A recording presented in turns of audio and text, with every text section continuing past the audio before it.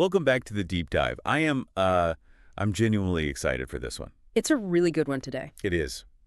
Because we were tackling a concept today that, frankly, it feels like it goes against everything the internet screams at us. Oh, absolutely everything. Right. We've got a stack of insights here from the Creators Lab, specifically looking at their breakdown of authority. This is based on the script from episode 14. Which is packed with some pretty dense ideas. It really is. And right out of the gate, they hit us with this paradox that I have been, just chewing on all morning. The built-in public one. Yes. The idea that authority is built in public, but it is earned in private. It just stops you in your tracks, doesn't it? Yeah. Because if you look at how most of us operate, whether you're a creator, an entrepreneur, or just trying to build a career, we are totally obsessed with the public part. We think the work is the posting. Exactly. We think the work is the performance itself. Yeah, we think if we aren't visible, we just don't exist. Yeah. But this deep dive is flipping that completely on its head. Which is so necessary right now. It is. We are taking a really granular look at the systems behind creator businesses and influence. The mission today, for us and for you listening, is to separate the vanity metrics. The likes, the follows, the shiny objects. The things that give you a dopamine hit. Right. Separating those from the actual weight of influence. Because apparently those are two very different things. They are completely distinct currencies. And the real danger here is that you can be rich in one and absolutely bankrupt in the other. Wow, bankrupt in trust. Yeah. So let's get into that first distinction from the source. The illusion of visibility versus the reality of trust. The material draws a really hard line here. It does. It says most people think authority looks like having a massive audience, a blue check mark, going viral every week. The classic influencer model. Right. But the text argues that attention is just visibility. Authority is trust. Attention is visibility. Authority is trust. That's a quote to write down. Think about it like a car crash on the side of the highway. Ugh. A car crash gets a massive amount of attention, right? Every single person slows down to look at it. Yeah, the rubbernecking. Exactly. But that doesn't mean anyone trusts the driver. Oof. Okay, that's a brutal analogy, but it lands perfectly. It's true, though.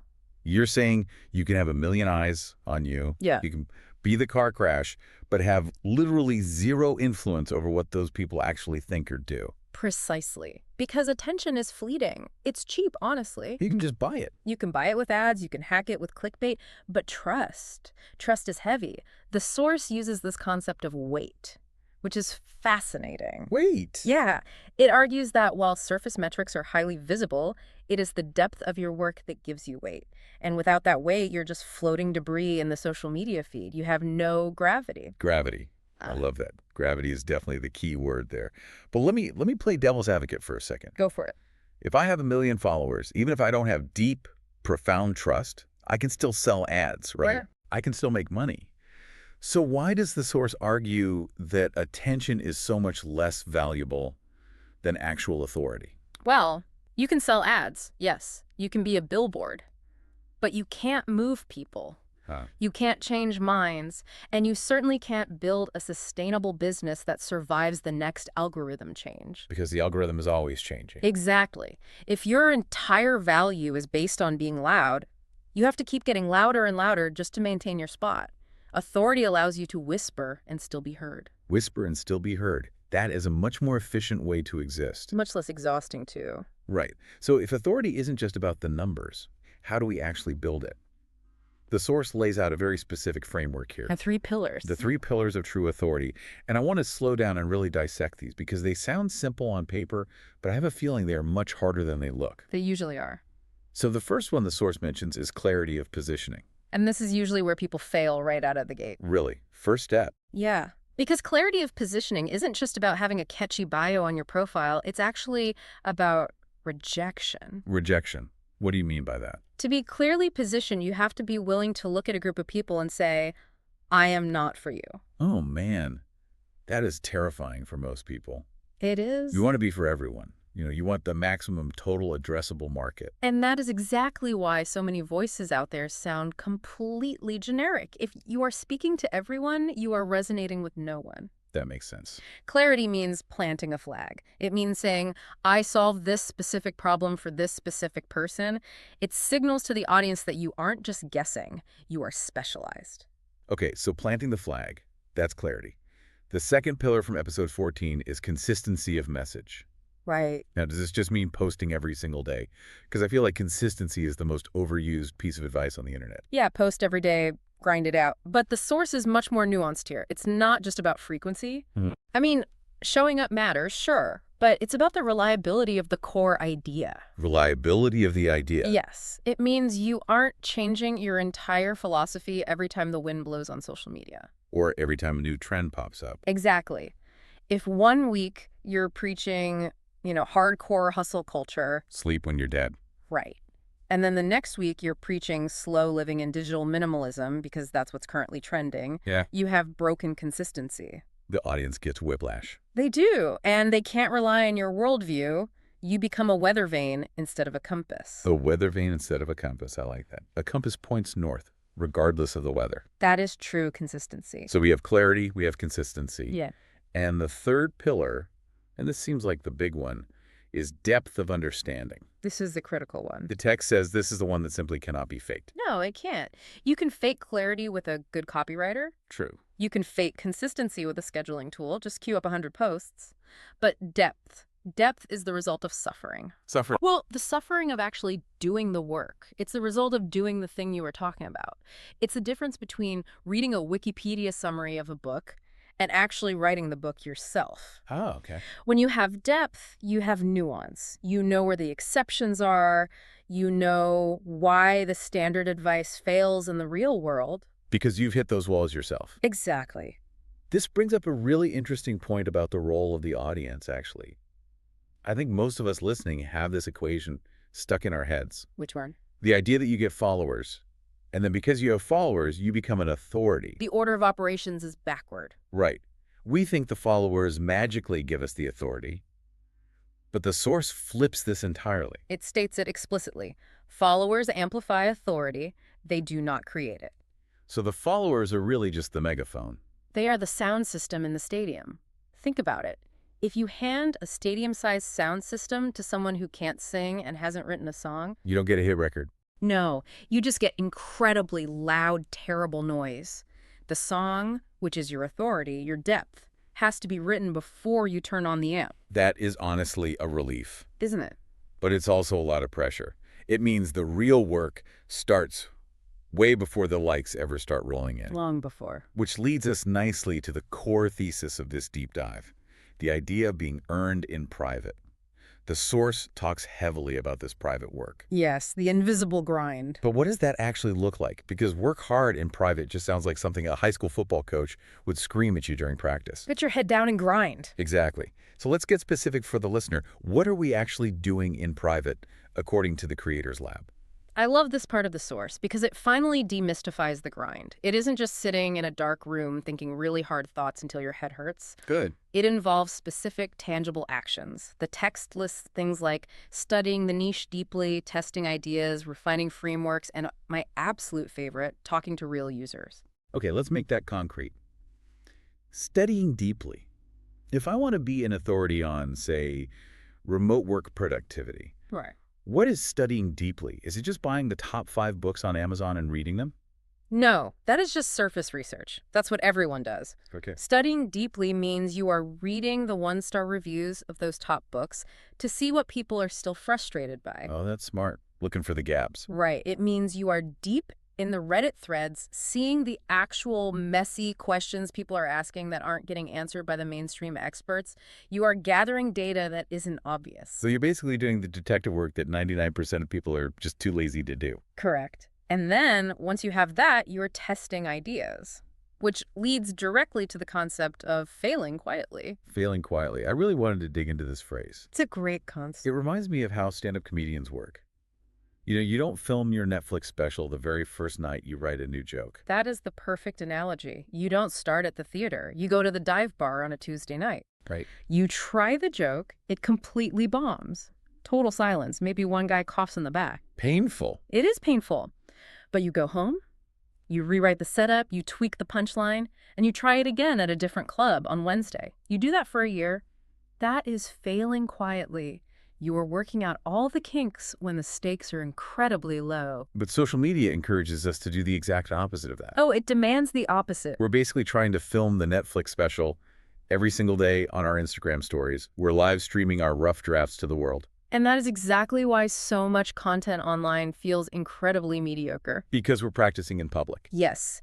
The source argues that real authority comes from doing that messy, ugly trial and error phase offline, or at least in very low-stakes environments. So that when you finally bring it to the main stage, it is polished, it is sharp, it actually works. So this private work essentially filters out the bad ideas before the world ever sees them. It sanitizes your output. The text explicitly says this work makes your communication sharper, more precise, and less generic. Less generic is the holy grail. Yeah. Because, let's be honest, the mechanism of sameness, which is what the source calls it, is so real right now. It's everywhere. I open LinkedIn or Twitter, and I swear I see the exact same post rewritten by 50 different people. It's like walking through a hall of mirrors. It is a hall of mirrors. And the source explained exactly why this happens. They call it the mechanism of sameness because most creators consume content and then immediately repackage it. They skip the thinking part. They completely skip original thinking. They read a popular post, they agree with it, and they just rewrite it in their own words. It's like a photocopy of a photocopy. By the time it gets to the 10th version, it's just blurry and totally useless. The edges are gone, all the nuance is completely lost. So the antidote to this, according to the text, is synthesis. Synthesis. Quote, authority comes from synthesis, not repetition. Okay, help me out here and help the listener out. What is the practical difference between repackaging something and actually synthesizing it? How do I do synthesis? Think of it like cooking.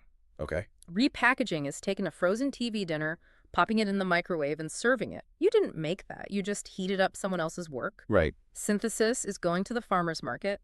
You buy raw ingredients. Maybe you take a concept from behavioral psychology that's ingredient A. Okay. You take a specific strategy from marketing ingredient B. And you add a highly personal story from your own career ingredient C. And you mix them together? You chop them up, you combine them in a pot, and you create a stew that has literally never existed before. You're acting like an alchemist. You aren't just a conduit passing information along. You're an actual creator. Yes. You have to metabolize the information. You have to run it through your own unique worldview and experiences. That is what creates a voice that people actually want to listen to. If you skip the cooking, if you skip the synthesis, you're just another person with a microwave. And nobody gives a Michelin star to a microwave. Exactly. That makes total sense. Yeah. Now, this connects to the psychology of how we actually perceive this in other people. The source mentions perceived competence. Yes, the psychological signals. Right. How do our brains actually decide, hey, this person really knows what they're talking about? The source identifies 3 very specific signals for this: specificity, confidence, and structured thinking. Let's look at specificity first. High authority is high resolution. High resolution. Give me an example of what you mean by that. So low resolution is blurry. It's saying something like, to be successful, you need to work really hard. Very generic. Right. It applies to everyone, and therefore it helps no one. High-resolution specificity is saying, to succeed in this specific market condition, you need to leverage this exact asset in this specific way to bypass this particular obstacle. Wow. When you hear that, you immediately think, okay, this person has definitely been there. They have seen the movie in 4K. Exactly. Specificity signals real experience. Then you have the second and third signals confidence and structured thinking. Structured thinking is huge. It's massive. It's the ability to take a really chaotic subject and put it into a clear framework. Step 1, step 2, step 3. It organizes the mess. Right. When you structure information for your audience, you actually calm the listener's brain down. You make them feel safe. You signal to them that you have already tamed the chaos so they don't have to. It's the difference between wandering around a city with a rambling friend versus a professional tour guide. The tour guide has a map. That's a great way to put it. And here is the kicker from the source. This is where the conflict with the modern internet really comes in. The text points out what is not on that list of competence signals. Right. Competence is not built by volume, speed, or trend participation. But wait, hold on. Let's talk about the algorithm for a second. Yeah. The algorithm absolutely loves volume. Oh, it demands it. TikTok wants me to post 3 times a day. If I don't participate in the latest audio trends, I don't get the reach. So isn't the source basically telling us to do something that will actively kill our growth? It's telling you to choose your game very carefully. Choose your game. Yes, the algorithm rewards engagement. Authority rewards trust, and those are very often opposing goals. That's a hard truth to swallow. It is.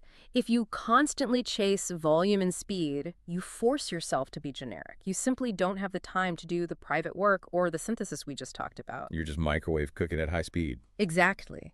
You might rack up 1 million views, but you won't gain any real weight in your industry. So you're saying you might grow a lot slower, but you are building something that actually sticks around. It is the classic tortoise and the hare scenario. Right. The hare is posting 5 times a day about whatever random topic is trending on Twitter.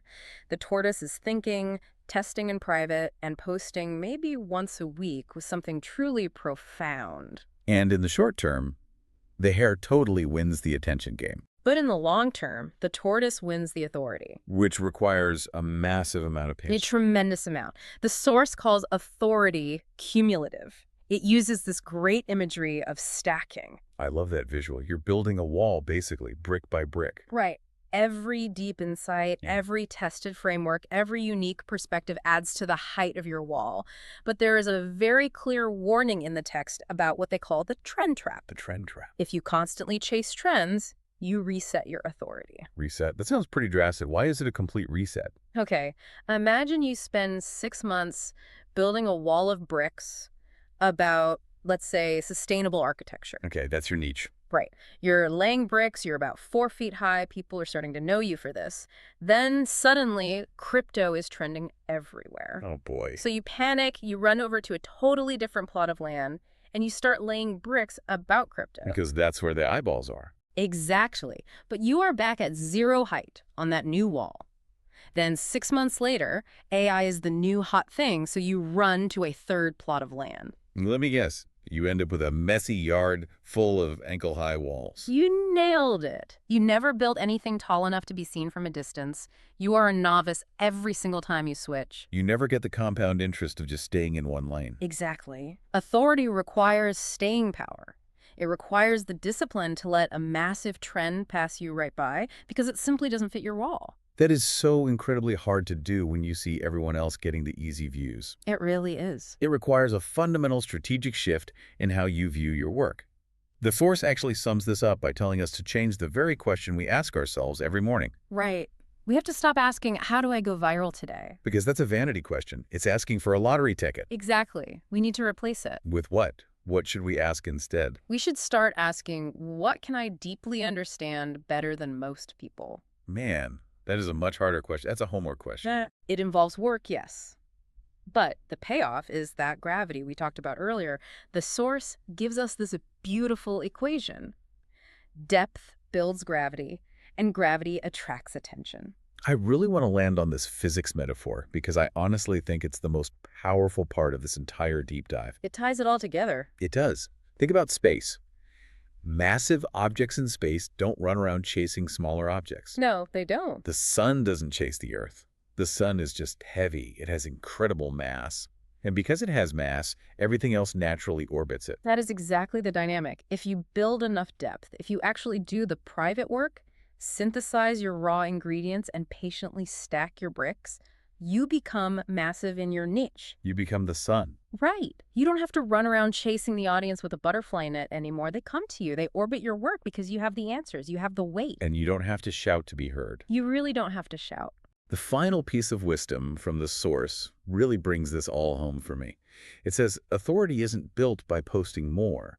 It's built by thinking better. Thinking better. It sounds almost too simple, doesn't it? A little bit, yeah. But in an economy that runs entirely on churn, stopping to actually think is a revolutionary act. That's profound. We are incentivized by the platforms to produce content like factories on an assembly line.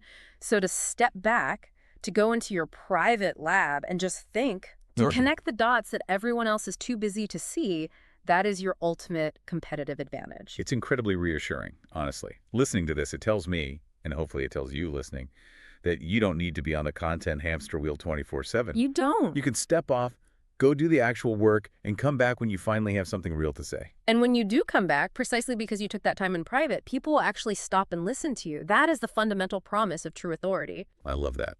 So let's bring this home. The mission of this deep dive today was to figure out how to build influence that actually lasts past the next trend cycle. And we found the blueprint. We did. The answer seems to be stop performing all the time and start practicing. Do the private work. Do the studying, the testing, the failing quietly in the dive bars of your career. Speak with high-resolution specificity, not blurry generalities. Right, and have the patience to just stand still and stack your bricks in one place. And remember, synthesis over repetition. Don't be a microwave. Be a chef. Don't be a microwave. I am literally going to stick that on a Post-it note on my monitor. Now, as we close out, I want to leave you, the listener, with a thought to chew on as you go about your day. It's a good one. We talk a lot about private work today, so here's a question for you. If we stripped away all your public metrics tomorrow, if Instagram deleted your account, if your LinkedIn followers went to absolute zero, if the entire audience disappeared overnight, what depth would remain in your work right now? That's the real test. It is. What is the one thing you are currently studying deeply enough, in private, that you would still have real authority in, even if no one was watching you? That is the question that tells you if you are building a temporary facade or a permanent foundation. Think about that one today. Thanks for deep diving with us. Go do some private work, and we will see you next time.